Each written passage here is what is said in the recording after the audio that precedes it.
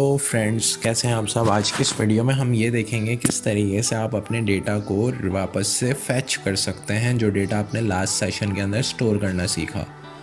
सबसे पहले आपको बनाना होगा एक फ़ाइल जिसका नाम होगा ret.php। इस फाइल के अंदर अब आपको एक रखनी होगी बॉयलर प्लेट, और इस बॉयलर प्लेट के अंदर आप क्या करेंगे कि पास कर देंगे एक छोटी सी डिटेल, जिसके असल में एजेंडा ये है कि हमें पैराग्राफ के टैग के अंदर डेटा सारा फैच करना है। तो मैंने यहाँ पर एक पहले h1 का टैग बनाया जिसके अंदर मैंने डिटेल नाम का एक टेक्स्ट पास कर दिया, और इस पैराग्राफ के अंदर मुझे सारा का सारा कोड वापस से फैच करना है डेटाबेस से, कि वो किस तरीके से मैं फैच कर सकूँ, रिट्रीव कैसे करूँ डेटा को। तो आपने करना ये है कि उस पैराग्राफ के टैग में लिखना है PHP की स्क्रिप्ट। उस स्क्रिप्ट को लिखने के लिए आप सबसे पहले PHP का वेरिएबल, मतलब कि PHP जो होगा स्क्रिप्ट, उसको ओपन करेंगे, और उसके अंदर आपने करना ये होगा कि कोड लिखने से पहले config.php की फ़ाइल को सबसे पहले इंपोर्ट करना होगा। उस चीज़ के लिए आपको require once का एक वेरिएबल पास करना है, और साथ में config.php की फ़ाइल को यहाँ पर नाम दे देना है। एक वेरिएबल तैयार करें SQL के नाम से, ताकि हम लोग यहाँ पे SQL की क्वेरी लिख सकें सिलेक्ट वाली, ताकि डेटा MySQL के टेबल से फैच होके हमारे पास वेब पेज पे शो हो सके। तो क्योंकि आप सब जानते हैं कि हमारे टेबल का नाम कॉन्टैक्ट है, और इन तीनों कॉलम्स में मैं ईमेल अभी फैच करना चाह रहा हूँ, तो यहाँ पर आप लिखेंगे सिलेक्ट ईमेल फ्रॉम कॉन्टैक्ट।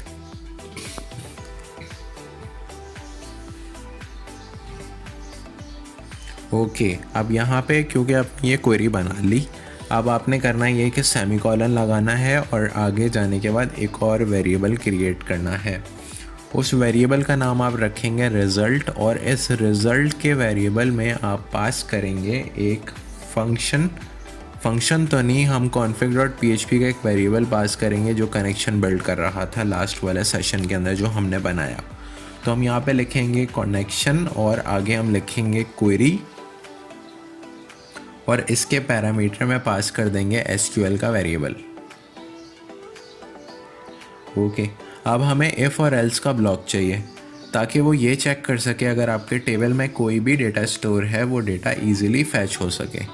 अगर डेटा स्टोर है तो दैट मीन्स के उस टेबल के अंदर रिकॉर्ड्स में जो रो एग्जिस्ट करती हैं वो ज़ीरो से बड़ी होंगी। मतलब अगर एक डेटा भी स्टोर है तो ज़ीरो से बड़ा, मतलब कि एक रो तो लाजमी एग्जिस्ट करती ही होगी। तो हमने एक कंडीशन बनाई जिसमें हमने ये कहा कि अगर नंबर ऑफ़ रोज़ डेटाबेस के अंदर ज़ीरो से बड़ी है, दैट मीन्स डेटा एग्जिस्ट करता है, वो डेटा लाकर हमें दे दो। उसके लिए अब हमने क्या किया, एक वाइल का लूप लगाया, और उस वाइल के लूप के अंदर आपने लिखा रोज़ इज़ इक्वल्स टू रिज़ल्ट, और रिज़ल्ट जो होगा वो फैच एसोसिएशन के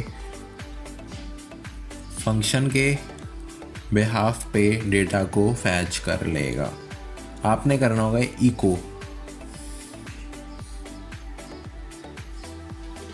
इको के अंदर आपने पास करना है HTML का टैग जो होगा स्पैन,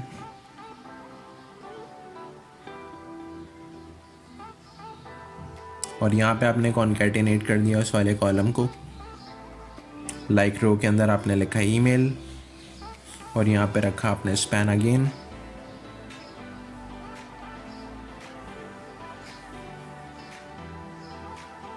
और आपने उसके बाद लिखा BR का टैग, ताकि हम लोग डेटा जब इस रिट्रीव कर लें तो हर रिकॉर्ड अलग अलग लाइन में आए। तो उसके लिए आपने रखा BR का टैग, ब्रेक लाइन। वाइल के अंदर आप एक ब्रेक कीवर्ड फ़िलहाल लगा दें, ताकि हम लोग सिर्फ एक डेटा को एक्सट्रैक्ट करने की कोशिश करें। एल्स के अंदर आप ये लिखेंगे ज़ीरो रिज़ल्ट, कि अगर आपके पास डेटाबेस में कोई डेटा मौजूद नहीं है तो वो ब्लैंक पेज शो करने के बजाय ज़ीरो रिज़ल्ट शो करता हो।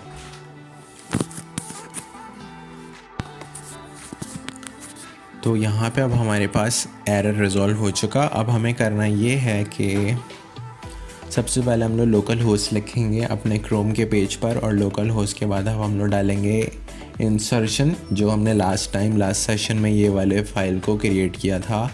यहाँ पे अब आपने लिखना है retrieve.php, और ये आपके पास डेटाबेस से फैच होकर वेब पेज पर आ गया। जैसे आप देख सकते हैं कि मेरे पास सिर्फ एक ही रो मौजूद थी, तो यहाँ पे tuitionstonight@gmail.com सीधा उठ के वेब पेज पे शो हो रहा है।